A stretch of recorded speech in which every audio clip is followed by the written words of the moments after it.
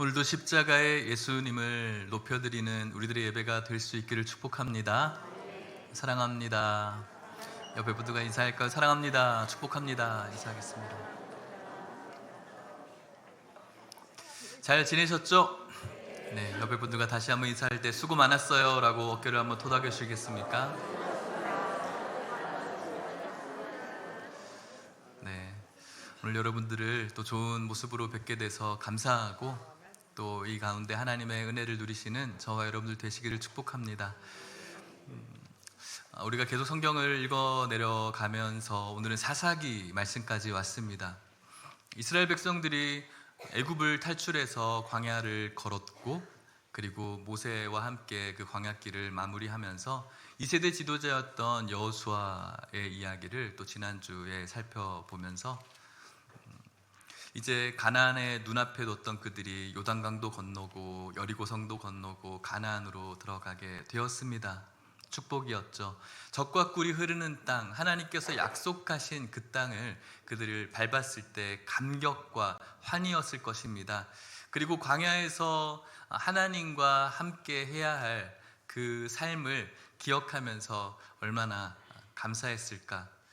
그들은 이제 가나안에서 행복하게 잘 살았습니다면 괜찮았을 것 같습니다. 그런데 이제 그곳에서의 기쁨은 잠시였고, 그 이후에 하나님께서 싫어하시는 그런 악과 함께 하나님의 징계를 받게 되어지고, 또 그 징계 때문에 힘들어하고 고생하면서 또 하나님께 외치고, 또 하나님께서는 사사라는 지도자를 보내주셔서 그 시대 때마다 쓰임받고, 또 그들이 그곳에서 구원받아서 그 가운데 또 몇 년 동안은 평화를 이루었다가, 또 평화의 시간이 얼마 지나지 않아 깨져버리고, 또 하나님 보시기에 악을 행해서 또 죄를 짓고 징계를 받고 간구하고 구원받고, 또 사사가 나타나고, 또 얼마 지나지 않아 악을 행하는 이 반복들이 이 사사기의 역사라고 우리가 볼 수가 있겠는데, 그 가운데 우리가 잘 알고 있는 기드온의 300용사의 이야기를 오늘 여러분들과 나누어 보려고 합니다. 7장 말씀을 읽었는데 6장에서부터 시작하면 될 것 같습니다. 우리 6장 1절 말씀 같이 읽어볼까요? 시작. 이스라엘 자손이 또 여호와의 목전에 악을 행하였으므로 여호와께서 7년 동안 그들을 미디안의 손에 넘겨주시니. 아멘. 이스라엘 자손이 여호와의 목전에 앞에 어떤 단어가 있죠? 또가 있는 거예요. 또. 하나님 백성이지만 늘 또라는 것에 자유할 수가 없는 것 같습니다. 오늘 저와 여러분들의 연약함이기도 하죠. 저를 바라볼 때 저도 마찬가지. 이 또, 하나님께서 보시기에 참 연약한 인생인데, 그 연약함을 가지고 하나님께 회개하고 기도하고 이 죄에 대해서 고했을 때 그 죄를 사해 주시는 하나님의 은혜를 누리며 감사하기도 하지만, 또 주님 앞에 엎드리면서 똑같은 연약함을 가지고 또 나가는 것이죠. 그런 우리의 삶을, 저의 삶을 되돌아볼 때 참 악하다. 찬송 가운데 벌레 같은 이재인이라는 그 벌레라는 표현이 어울릴 만큼 하나님 보시기에 참 면목 없는 그런 존재라는 것을 느낍니다. 이스라엘이 그랬죠. 여러분들은 어떠실까 모르겠어요. 또라는 것에 대해서 자유할 분이 얼마나 있을까. 오늘 이 이스라엘의 이야기가 바로 우리들의 이야기임을 직감할 수 있는 장면인 듯 합니다. 그들이 악을 행했습니다. 하나님 목전이었죠. 눈앞에서 악을 행했다라고. 여호와께서 7년 동안 그들을 미디안이라는 그 족속의 손에 붙여줬습니다. 미디안이라는 그 나라가 징계의 도구가 되어서 7년 동안 이스라엘 백성들을 괴롭힌 거예요. 엄청나게 괴롭혔죠. 침략하고, 또 그들이 씨를 뿌리기만 하면은 나기도 전에, 열매를 맺기 전에 다 황폐화시켜버리는 그런 어려움들이 그들에게 7년 동안 지속되어졌어요. 못 살았죠. 못 살겠다 하면서 6절 말씀 보면은 이렇게 말해요. 이스라엘이 미디안으로 말미암아 궁핍함이 심한지라 이에 이스라엘 자손이 여호와께 부르짖었더라. 미디안 때문에 궁핍해졌던 것이죠. 그런데 7년 동안 그들이 궁핍했다. 아마도 그들이 가지고 있었던 어느 정도의 양식을 가지고 버텼겠습니다. 이제는 못 버틸 것 같다라고 하나님께 부르짖는 겁니다. 그때 하나님께서는 그들을 불쌍히 여겨주셨습니다. 12절 말씀 보면은 같이 읽어볼까요? 시작. 여호와의 사자가 기드온에게 나타나 이르되 큰 용사여 여호와께서 너와 함께 계시도다 하매, 이스라엘 백성들의 이 부르짖음을 외면하지 않으셨습니다. 우리들의 부르짖음도 마찬가지예요. 저와 여러분들이 이 세상을 살아가면서 하나님께 부르짖지 못하는 것은 불행한 일이고 한편으로는 저주스러운 일이라고 저는 생각합니다. 여러분들의 모든 삶의 형편에서 하나님께 부르짖는 그런 성도들 되시기를 축복합니다.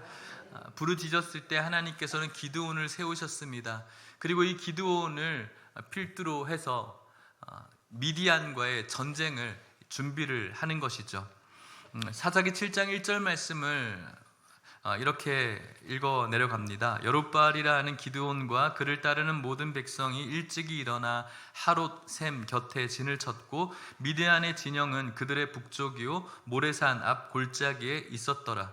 기드온과 그를 따르는 백성들이 일찍 일어났습니다. 하롯 셈이라는 곳에 진을 쳤습니다. 이 하롯이라는 뜻은 떨림이라는 뜻을 갖고 있어요. 두려워서 떠는 것이죠. 떨림의 셈에서 그들은 미디안 연합군과 함께 대치되어져 있는 상황이었습니다. 떨릴 수밖에 없었죠. 왜냐하면 미디안 사람들은 13만 5천 명 정도의 군사였고 이스라엘 병사들은 3만 2천 명 되는 군사였거든요. 4분의 1 수준밖에 되지 않기 때문에 얼마나 두려웠겠습니까? 이제 하나님께서 이렇게 말합니다. 2절 말씀인데요. 같이 읽어볼까요? 시작. 여호와께서 기드온에게 이르시되 너를 따르는 백성이 너무 많은즉 내가 그들의 손에 미디안 사람을 넘겨주지 아니하리니 이는 이스라엘이 나를 거슬러 스스로 자랑하기를 내 손이 나를 구원하였다 할까 함이니라. 아멘. 하나님께서 기드온에게 말하는 거예요. 3만 2천 명의 사람들을 보니까 하나님이 너희들 너무 많아 라고 말합니다. 상식적이지 않지 않습니까? 미디안의 연합군은 13만 5천 명이나 되는데 그 앞에 3만 2천 명이면 4분의 1 수준이죠. 어떻게 많다라고 할 수가 있겠습니까? 그런데 하나님께서는 그게 너무 많아서 너희들이 미디안을 이길 수 없다라고 말합니다. 그러면서 그 이유가 너희들이 3만 2천 명이라는 숫자 때문에 스스로 우리가 이 숫자 때문에 이겼다라고 자랑하는 것, 그것을 하나님께서 생각하고 그렇게 너무 많다라고 말씀하시는 것이죠. 그래서 하나님께서는 이렇게 말합니다. 3절 말씀에 보면은 이제 너는 백성의 귀에 외쳐 이르기를 누구든지 두려워 떠는 자는 길르앗산을 떠나 돌아가라 하라 하시니 이에 돌아간 백성이 2만 2천 명이요 남은 자가 10,000명이었더라. 너무 많다라고 말씀하시면서 줄이라는 것이죠. 그러면서 두려워 떠는 사람을 돌려보내래요. 그래서 3만 2천 명 중에 무려 2만 2천 명이나 두려워서 떠나갔어요. 10,000명만 남은 것이죠. 여러분, 전쟁의 목적은 이기는 데 있습니까? 지는 데 있습니까? 이기는 데 있어요. 전쟁에서 이기기 위해서 필수적으로 필요한 부분을 지난 주에 우리가 여호수아의 그 전쟁에서 잠깐 이야기하면서 사기가 좋아 있어야 된다라고 말씀을 드렸죠. 지금 이스라엘 백성들의 사기는 그렇게 좋지 않아요. 7년 동안 이 미디안이라는 거대한 힘에 늘 괴롭힘 당했기 때문에 그들의 사기가 좋지 않은 상태에다가 또 필수적이라고 할 수 있는 이 군사의 숫자도 게임이 되지 않습니다. 13만 5천 명과 이제 10,000명은 게임이 되지 않습니다. 그런데 어떻게 이 전쟁을 치를 수가 있겠습니까? 그럼에도 불구하고 그들이 7년 동안 먹을 것이 없는 상태에서도 그들이 그래도 가지고 있는 것으로 버텨왔듯이 어쩌면은 기드온에게 이 10,000명이라는 숫자가 비빌 언덕이 되었는지를 모르겠습니다. 그래서 이 10,000명이라는 숫자도 그래 이것으로라도 내가 한번 이겨봐야지라는 생각을 했을지도 모르겠어요. 그런데 하나님께서는 이렇게 또 말씀하시는 거예요. 4절 말씀해 보면 여호와께서 또 기드온에게 이르시되 백성이 아직도 많으니 그들을 인도하여 물가로 내려가라. 거기서 내가 너를 위하여 그들을 시험하리라. 내가 누구를 가리켜 내게 이르기를 이 사람이 너와 함께 가리라 하면 그는 너와 함께 갈 것이요 내가 누구를 가리켜 내게 이르기를 이 사람은 너와 함께 가지 말 것이라 하면 그는 가지 말 것이라 하신지라. 5절 6절 이에 백성을 인도하여 물가에 내려가매 여호와께서 기드온에게 이르시되 누구든지 개가 핥는 것 같이 혀로 물을 핥는 자들을 너는 따로 세우고 또 누구든지 무릎을 꿇고 마시는 자들도 그와 같이 하라 하시더니 손으로 움켜 입에 대고 핥는 자의 수는 300명이요 그 외의 백성은 다 무릎을 꿇고 물을 마신지라. 7절 같이 읽어볼까요? 시작. 여호와께서 기드온에게 이르시되 내가 이 물을 핥아 먹은 300명으로 너희를 구원하며 미디안을 내 손에 넘겨 주리니 남은 백성은 각각 자기의 처소로 돌아갈 것이니라 하시니. 아멘. 32,000명에서 두려웠던 22,000명이 떠났습니다.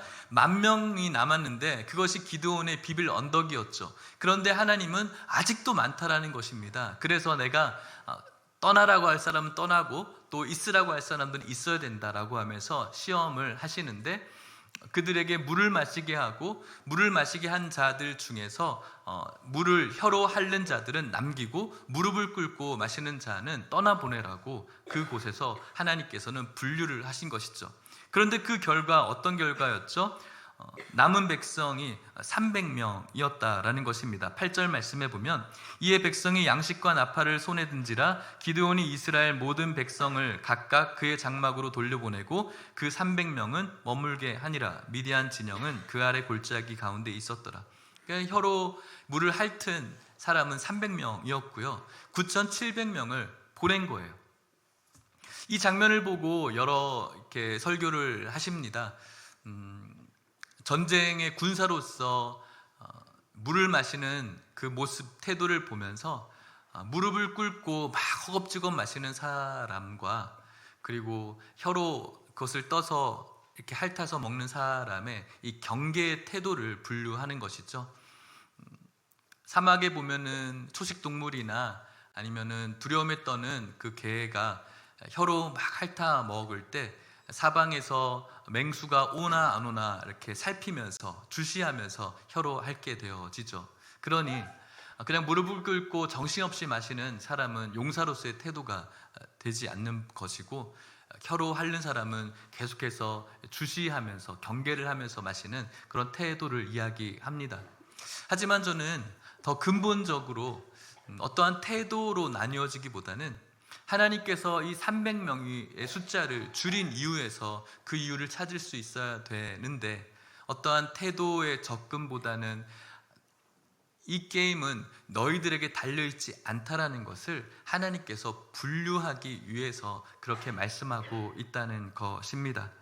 그렇게 300명과 이제 13만 5천 명의 싸움이 시작되어져야 되는데 이것은 가능하지 않는 싸움입니다. 아무리 그들이 용맹하다고 할지라도 옛날에 스파르타의 300용사의 그런 영화처럼 시스팩으로 막 되어져 있고 건장한 그런 사람들이 좋은 전법을 짜서 페르시아의 군대를 이렇게 이기는 그런 모습과는 전혀 비유가 되지 않는, 왜냐하면은 이 기드온의 300용사들은 식스팩이 없거든요. 그들이 어떤 능력이 없거든요. 그냥 보통 군인과 마찬가지예요. 이 전쟁은 너희들은 숫자로 싸우는 것이 아니라는 것을 하나님께서 가르쳐주고 있는 것입니다. 하나님께서 그렇게 300명만 덜렁 남아있는 기드온의 군사에게 명합니다. 9절 말씀 같이 읽겠습니다. 시작. 그 밤에 여호와께서 기드온에게 이르시되 일어나 진영으로 내려가라. 내가 그것을 내 손에 넘겨 주었느니라. 아멘. 미디안을 너희 300명에게 넘겨 주었다라고 말씀합니다. 그렇게 300명이 남았으면 그들이 가지고 있는 전쟁 무기라도 좀 좋은 것이면 괜찮을 것 같아요. 아더왕의 엑스칼리버 같은 굉장히 보화 같은 검이면은 그래도 싸울 만한 용기가 나지 않겠습니까? 그런데 그들이 가지고 있는 무기가 어떤 것일까요? 16절 말씀 7장 16절입니다. 읽겠습니다. 시작. 300명을 세 대로 나누어 각 손에 나팔과 빈 항아리를 들고 항아리 안에는 횃불을 감추게 하고 300명을 세 개조로 나누었어요. 그리고 그들에게 들게 한 것은 나팔이었고요. 또 빈 항아리에 횃불을 들게 했습니다. 300명이 검도 아니고 엑스칼리버도 아니고 뭐 대단한 철퇴도 아니라 빈 항아리 들고 머리를 깨면 몇 명 죽을까요? 300명 죽을까요? 그렇지도 않을 것 같지 않습니까? 정말 게임도 되지 않는 이 변변치 않은 무기를 들고 어떻게 싸우라는 말입니까? 여러분들에게 이러한 무기를 들려준다면 지금도 아무것도 할 수 없는데 이 무기가 도대체 무슨 힘이 있겠습니까? 사사기 7장 19절에서 23절은 싸움의 방법에 대해서 그 과정을 말씀합니다. 이렇습니다. 기드온과 그와 함께한 백성이 이경초의 진영 근처에 이른바 바로 파수꾼들을 교대한 때라 파수꾼이 교대하고 있었습니다. 좀 경계가 서술해진 시간이죠. 그들이 나팔을 불며 손에 가졌던 항아리를 부숩니다. 와장창 세대가 나팔을 불며 항아리를 부수고 왼손에 횃불을 들고 오른손에 나팔을 들어 불며 외쳐 이르되 여호와와 기드온의 칼이다 하고 각기 제자리에 서서 그 진영을 에워싸매 그 온 진영의 군사들이 뛰고 부르짖으며 도망하였는데 300명이 나팔을 불 때 여호와께서 그 온 진영에서 친구끼리 칼로 치게 하심으로 적군이 도망하여 스레라의 벳시다에 이르고 또 답밭에 가까운 아벨 무홀라의 경계에 이르렀으며 이스라엘 사람들은 납달리와 아셀과 온 므낫세에서부터 부름을 받고 미디안을 추격하였더라. 그들에게 검은 없었지만 그들끼리 자중질환에 빠져서 서로 친구들끼리 동료들끼리 찔러 죽이기 시작한 겁니다. 여호와의 군대라고 기드온의 칼이다라고 이야기하는 그 급습의 소리와 항아리가 깨지는 소리와 온갖 나팔 소리가 나니까 그 어두운 밤에 그들끼리 서로 적인 줄 알고 서로 찔러 죽이는 그런 일이 벌어지고 있는 것이고 끝내는 미디안이 오히려 추격당하는 그런 일이 벌어집니다. 그래서 이 전쟁의 결과가 이사야 8장 10절인 사사기 8장 10절인데요. 같이 읽어보겠습니다. 시작. 이때에 세바와 살문나가 갈골에 있는데 모든 군대 중에 칼든 자 12만 명이 죽었고 그 남은 15,000명 가량은 그들을 따라와서 거기에 있었더라.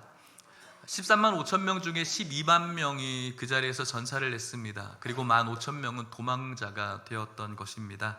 완전한 하나님의 승리로 끝나버린 전쟁이 되었습니다.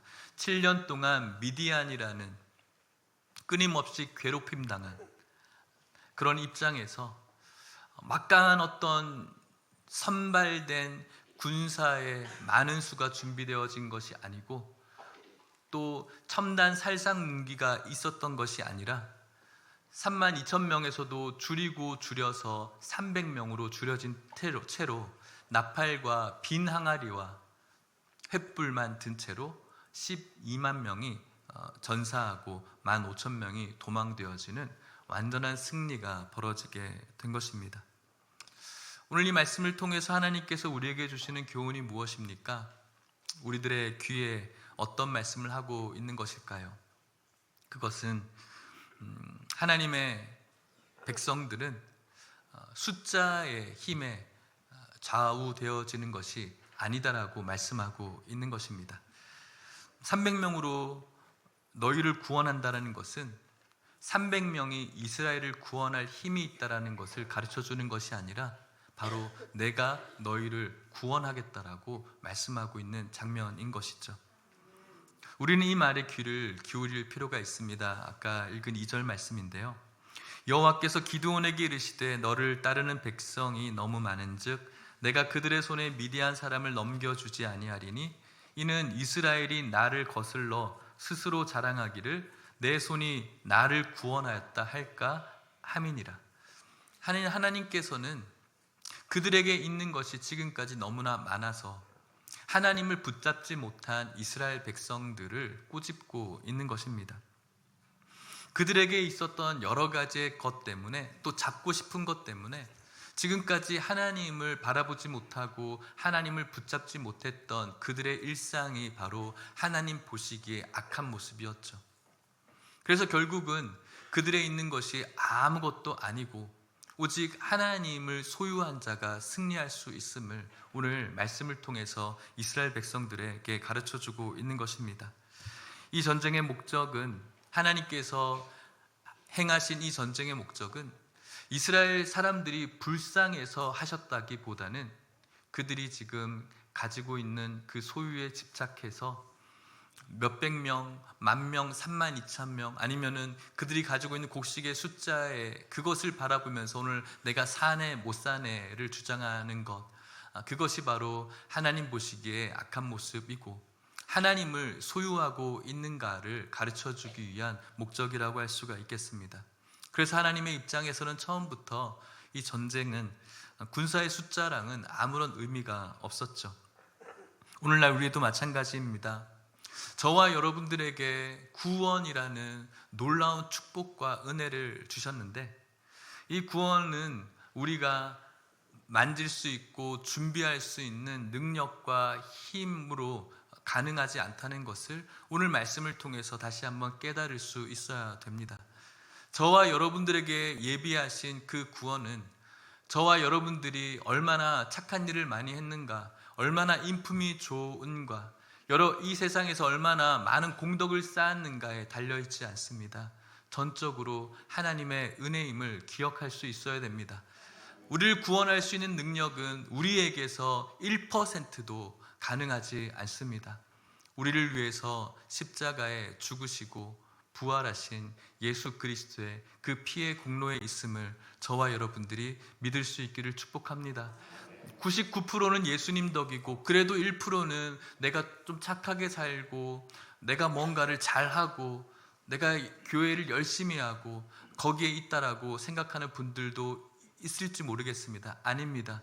전적으로 하나님의 은혜임을 저와 여러분들이 기억하셨으면 좋겠습니다. 이 세상의 모든 것의 주인 되어 주시는 그분의 죽으심으로 값을 매길 수 없는 그 은혜가 우리들에게 들어왔기 때문에 그분을 위해서 봉사하고 그분의 나라를 위해서 헌신하고 또 그분에게 우리가 예배를 드리며 섬기며 살아가는 것, 그것이 바로 성도의 당연한 반응인 것이죠.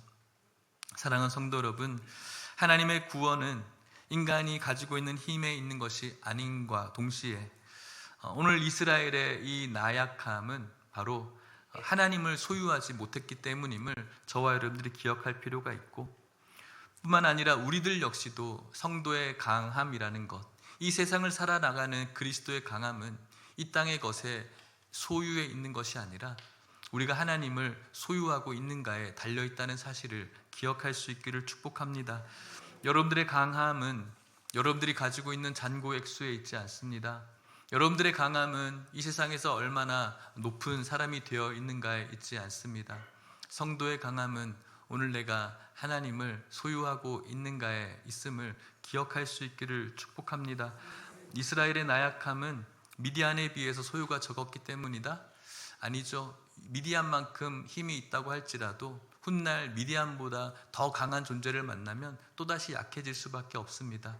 오늘 저와 여러분들이 무언가 없어서 나약하다, 무언가 없어서 힘이 없다라고 생각한다면 그것보다 더 강한 상대를 만나면 또다시 우리는 연약해집니다. 이스라엘 백성들에게 너무 많다라고 말씀합니다. 너희들이 가지고 있는 것, 너희들이 이것이 나의 힘이라고 생각하는 것들이 너무나 많다라고 말씀합니다. 그것을 다 줄여나가시고 나를 소유하라고 말씀하시는데, 저와 여러분들 역시도 가지고 있는 여러분들이 힘이 있을 것 같은 여러 가지의 능력들, 그리고 여러분들의 자존심, 여러분들의 감정, 여러분들의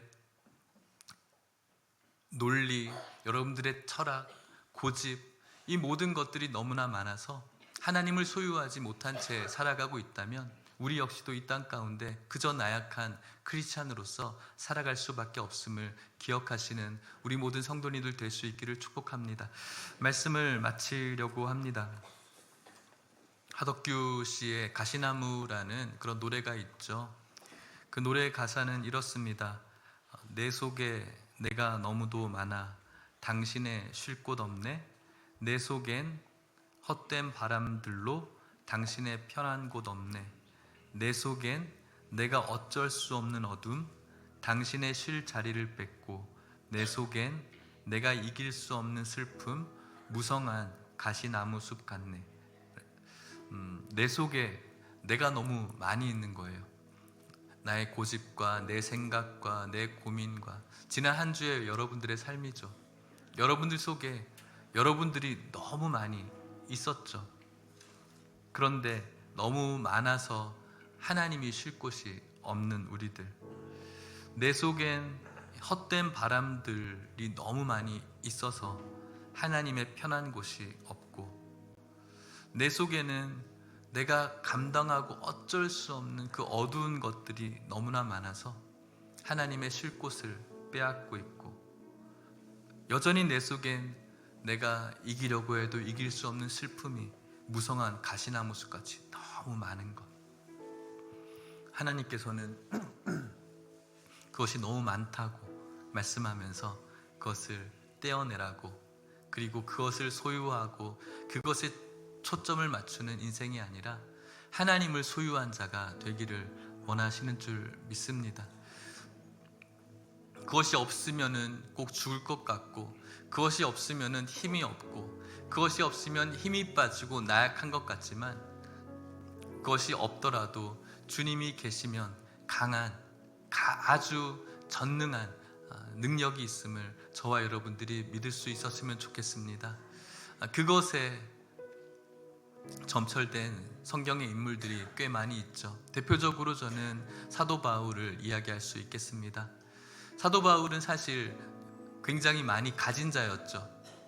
그의 출신도 그랬고요. 로마의 시민권자였습니다.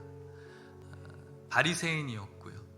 그 당시에 최고의 아카데미였던 가말리엘에서 공부를 했습니다. 앞날이 창창했죠. 그런데 예수님을 만났습니다. 예수님을 만난 다음에 그 모든 것들을 다 내려놨습니다. 그리고 예수님 한 분만 붙잡게 되었죠. 그런 그가 훗날 행복하고 우리가 보기에 번영한 삶을 산 것이 아니라 사람들에게 헐벗고 매를 맞고 끝내는 감옥에 들어가서 그곳에서 또 교회를 위로하면서 편지도 씁니다. 그 가운데 빌립보서 1장 21절은 이렇게 말하는데, 나의 간절한 기대와 소망을 따라 아무 일에든지 부끄러워하지 아니하고 지금도 전과 같이 온전히 담대하여 살든지 죽든지 내 몸에서 그리스도가 존귀하게 되게 하려 하나니, 이는 내게 사는 것이 그리스도니 죽는 것도 유익함이라. 그가 가지고 있었던 것들이 다 없어지게 되어지고, 다메섹 도상에서 그는 예수를 얻었습니다. 예수를 얻은 그의 삶은 오늘날 우리들이 그토록 붙잡고 싶어하는 번영이 아니었죠. 기복이 아니었습니다. 예수를 만나고 난 후에 그의 삶은 배고픔과 상함과 속상함과 억울함과 또 사람들의 따가운 눈총이었습니다. 그리고 결국은 감옥이었고 또 생을 마감하게 되어지는 그때에 그는 지금도 전과 같이 나는 온전히 감옥 안에서도 담대하고 살든지 내가 죽든지 내 몸에서는 그리스도만 존귀하게 됐으면 좋겠다. 왜냐하면 나에게 지금 살아있는 것이 예수 그리스도이기 때문에, 내가 아니고 예수 그리스도이기 때문에, 그래서 죽는 것도 유익하다. 나는 죽고 예수는 사시고 영원히 살아가기 때문이라는 것입니다. 나의 모든 것, 나의 전부이신 주님이 내 안에 살고 있기 때문에 이 세상에서 나는 연약하지만, 이 세상의 거대한 힘에 비해서는, 미디안에 비해서는 나는 연약하지만 내 안에 전능하신 예수님이 사시기 때문에 그의 전능하심이 나의 전능하심이다.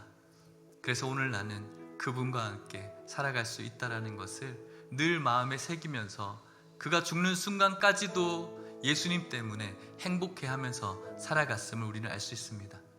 사랑하는 성도 여러분, 여러분들의 삶 속에 하나님께서 너무 많다라고 하십니다. 뭡니까?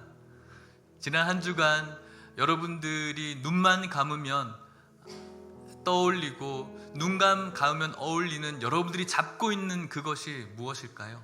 또 잡고 싶어하는 그것이 무엇이 있을까요? 그것이 너무 많다라고 말씀하시고 그것을 펴고 예수 그리스도를 소유하라고 말씀합니다. 그것을 나의 전부로 믿고 소유하는 자에게 하나님의 은혜가 있을 줄 믿습니다. 아프리카의 원숭이를 잡는 방법이 있습니다. 원숭이는 굉장히 똑똑하죠. 한 틈에다가 손만 들어가는 그 틈에다가 원숭이가 먹을 만한 열매를 넣어 둡니다. 그리고 그 틈에 와서 원숭이가 손을 뻗어서 열매를 쥐게 되어지죠. 그 열매를 이제 먹으려고 손을 빼려고 하면은 그 원숭이의 손이 빠질까요? 안 빠질까요? 빠지지 않아요. 펼 때는 들어갔는데 주먹을 쥐면 빠지지가 않아요. 그래서 그것을 빼려고 막 아웅다웅 하고 있는 그 틈에 그 아프리카 원주민이 와서 원숭이를 산채로 잡아버리는 거예요. 원숭이가 살 수 있는 비결은 딱 한 가지밖에 없어요. 그 잡고 있는 열매를 놓는 거예요. 놓고 손을 뺄 때 그는 살 수가 있는 것이죠.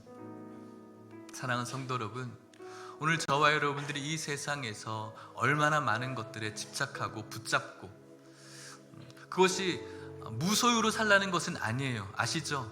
무소유의 삶이 아니라 여러분들이 지난 한 주간 눈을 감으면 떠올리는 집착해야 될 것들, 그것 때문에 주님을 모실 곳이 없는 우리의 이 마음들, 그것을 놓게 되어질 때 비로소 우리는 주님을 바라볼 수 있게 되어지는 연약한 존재입니다.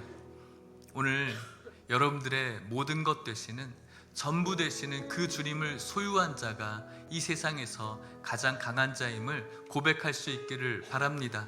이 세상의 거대한 풍조와 이 세상의 힘은 우리와 비교해서는 거대하고 우리는 그 앞에 아무것도 아닌 거 맞습니다. 하지만 이 세상을 창조하시고 다스리시고 통치하시는 분이 바로 예수 그리스도이신 줄 믿습니다. 그 예수 그리스도를 소유한 자는 이 세상의 거대한 풍조와 힘에서도 결단코 담대할 수 있는 줄 믿습니다. 그분의 힘이 우리의 권세가 되어지고 그 어떠한 권세 앞에서도 우리는 힘있게 승리하시는 줄 믿고 우리의 전부 되시는 그분을 소유한 우리 모든 성도님들 될 수 있기를 주의 이름으로 축복합니다. 우리 같이 찬양합시다.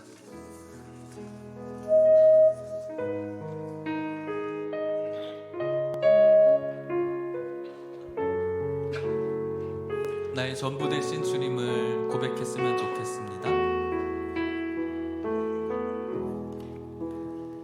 내 감은 눈 안에 이미 들어와 계신 예수님, 나보다 앞서 나를 찾아주시네. 내 뻗은 두 손 위로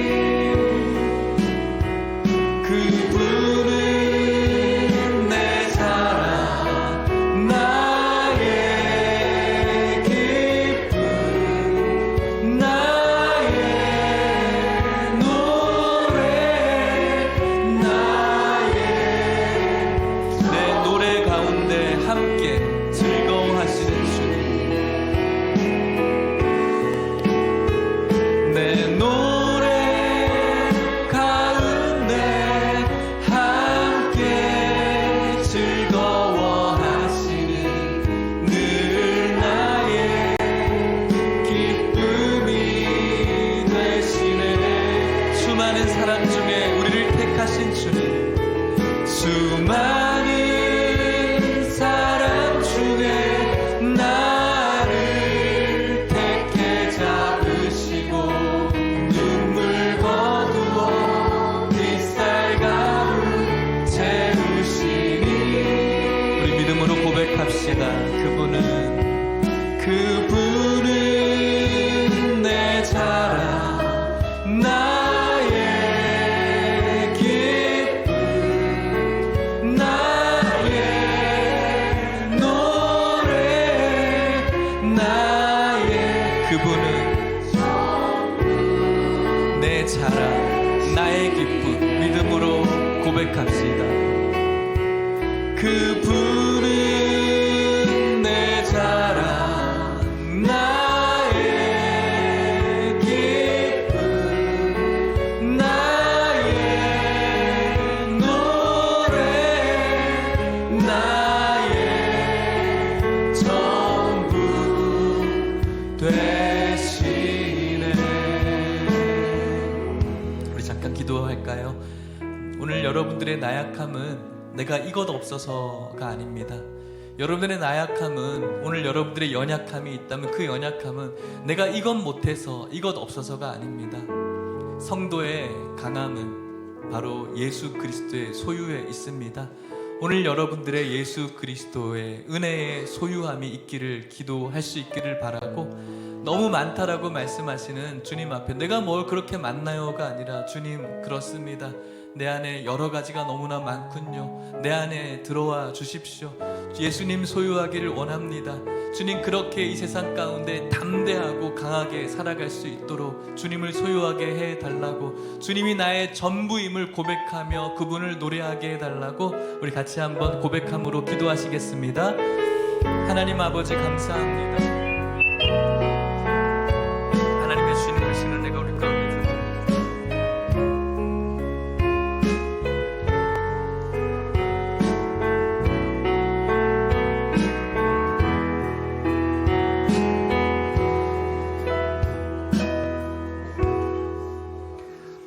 좋으신 하나님 아버지, 하나님께서 우리에게 주시는 여러 가지 은혜가 있습니다. 이 세상에 살아가면서 이런저런 일로 어려움을 당하고 연약함을 가지고 있는 우리들에게 무엇가 있으면 그렇게 강해질 수 있고, 무엇이 있으면 그렇게 위로가 될 수 있을까요? 하나님, 오늘 이스라엘 백성들의 연약함이 하나님이 없는 것에 있음을 기억합니다. 하나님, 오늘 우리가 예수를 소유한 자, 예수님을 전부로 믿는 자 될 수 있도록 축복하여 주시옵소서. 예수님의 이름으로 기도하옵나이다. 아멘. 이 시간 2025년 학습 세례식을 진행하도록 하겠습니다. 먼저 학습 서약을 하겠는데요, 오늘 학습 받으시는 분은 연령이 만 14세 이상이 된 자로 믿은 지 6개월 이상 되었고 학습 문답을 잘 받으신 분입니다. 학습자는 호명하실 때 그 자리에 일어나 주시기 바랍니다. 존칭은 생략하겠습니다. 이성미, 조재희, 정예준. 이제 서약하겠습니다. 하나님 앞과 성도님들 앞에 오른손을 들고 들으시고요, 제가 묻는 질문에 아멘으로 대답해 주시길 바랍니다. 묻겠습니다. 천지 만물을 창조하시고 홀로 주장하시는 하나님을 성심으로 경배하기로 작정하십니까? 예수님은 우리 죄를 대속하신 구주이심을 믿으십니까? 하나님의 말씀인 성경을 힘써 배우고 그대로 지키기를 힘쓰겠습니까? 마지막입니다. 주일을 거룩히 지내며 평생 주님을 믿고 따르기를 서약하십니까? 감사합니다. 손 내려주시길 바랍니다. 우리 함께 기도하도록 하겠습니다.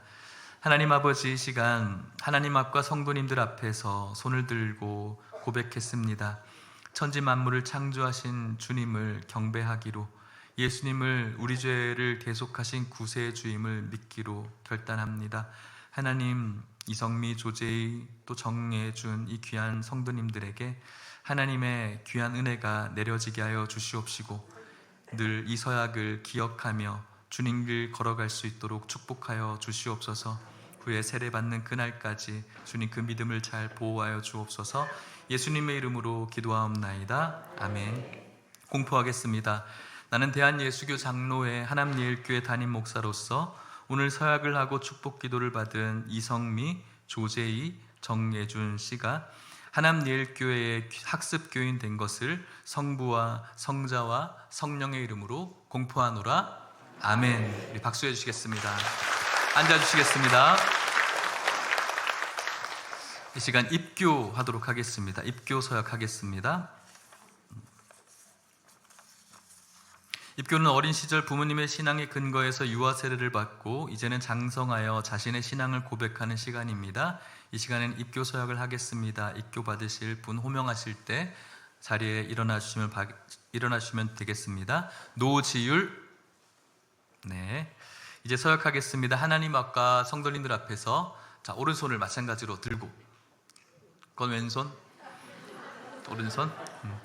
제가 묻는 질문에 아멘으로 아까처럼 대답하는 거예요. 묻겠습니다.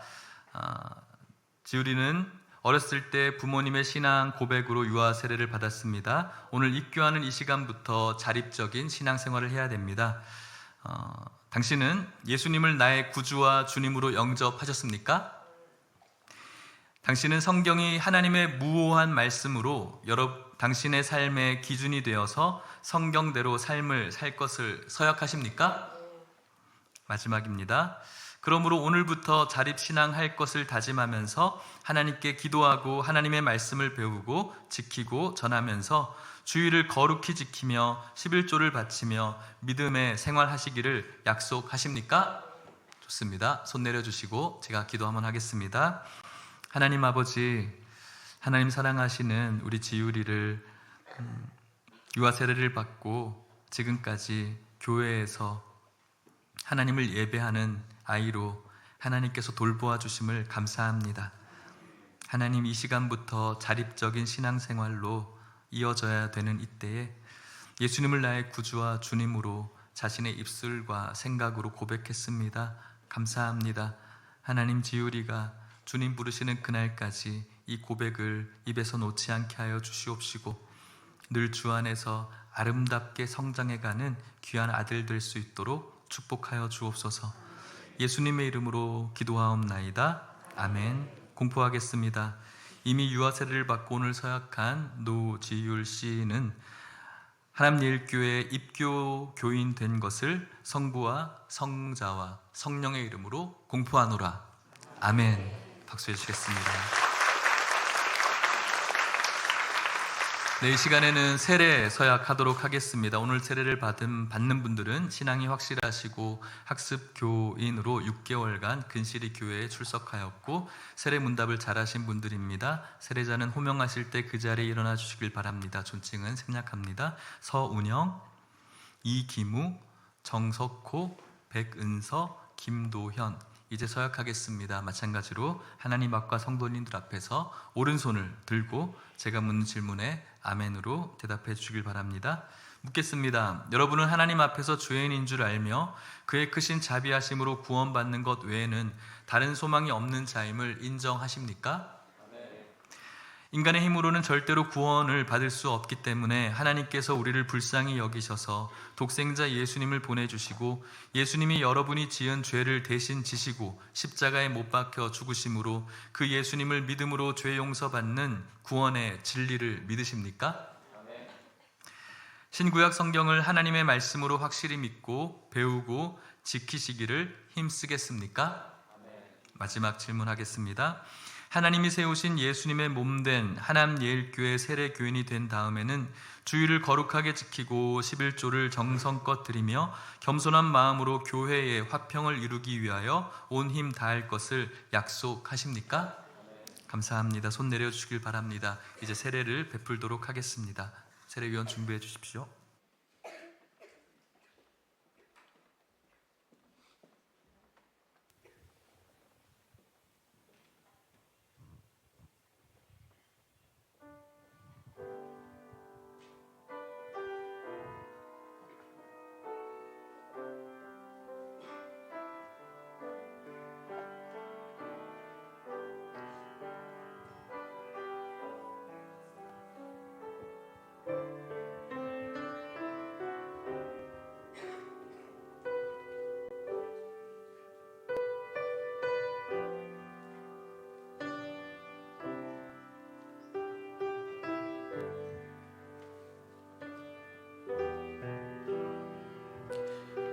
예수 그리스도를 구주로 믿는 김도현에게 성부와 성자와 성령의 이름으로 세례를 주노라. 아멘.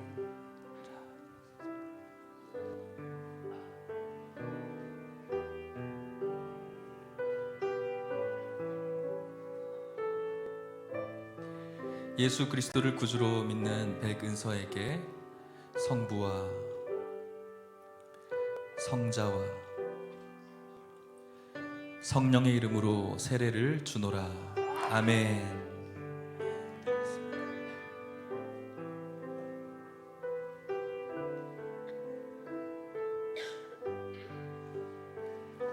예수 그리스도를 구주로 믿는 서운영에게 성부와 성자와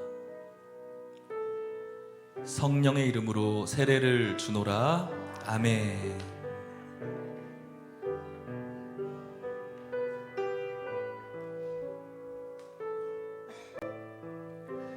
예수 그리스도를 구주로 믿는 이기무에게 성부와 성자와 성령의 이름으로 세례를 주노라. 아멘.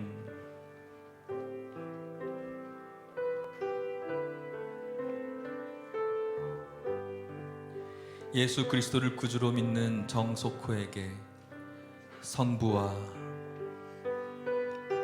성자와 성령의 이름으로 세례를 주노라. 아멘.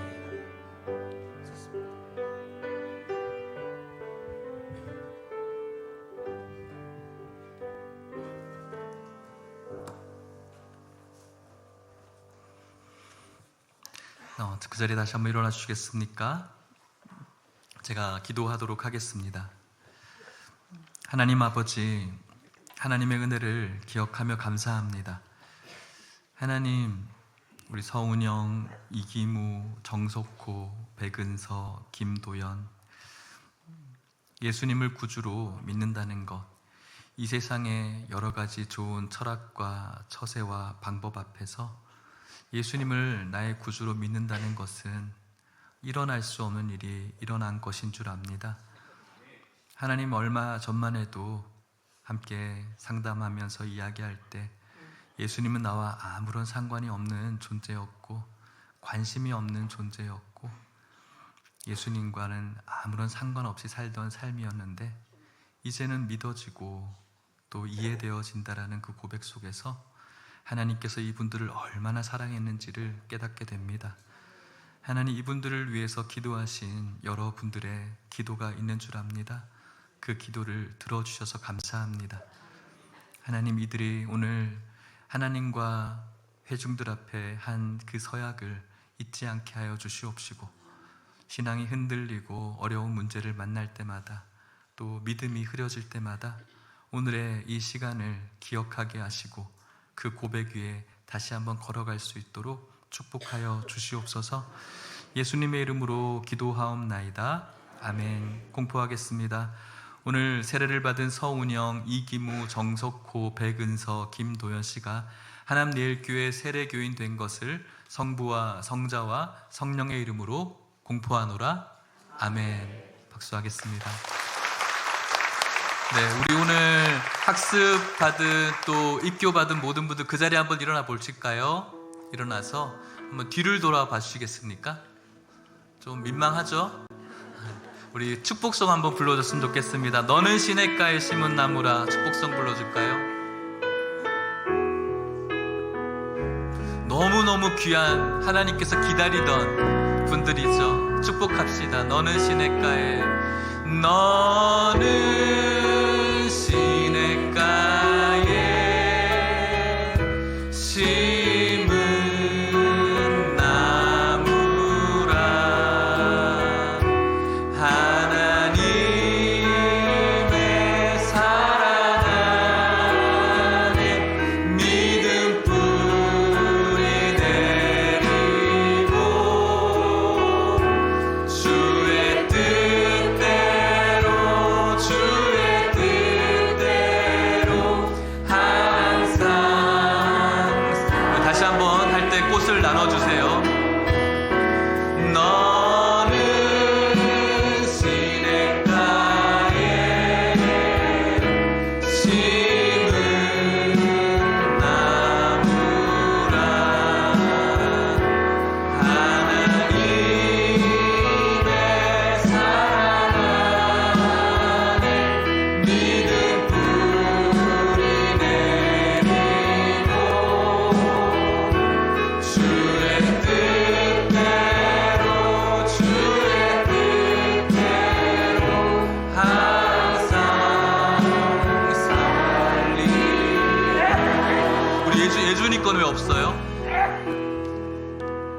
아니요, 뒤에 있어요.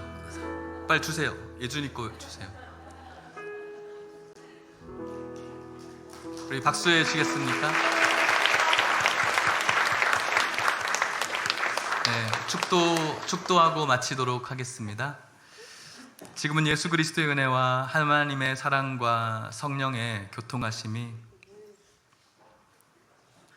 예수를 소유한 인생이 가장 행복한 인생이를 깨닫고, 그 깨달음으로 오늘 학습과 입교와 세례를 받고, 또 그 고백으로 이 땅을 살아가길 원하는 이곳에 있는 모든 성도님들의 삶 가운데 이제부터 영원토록 함께 있을지어다. 아멘.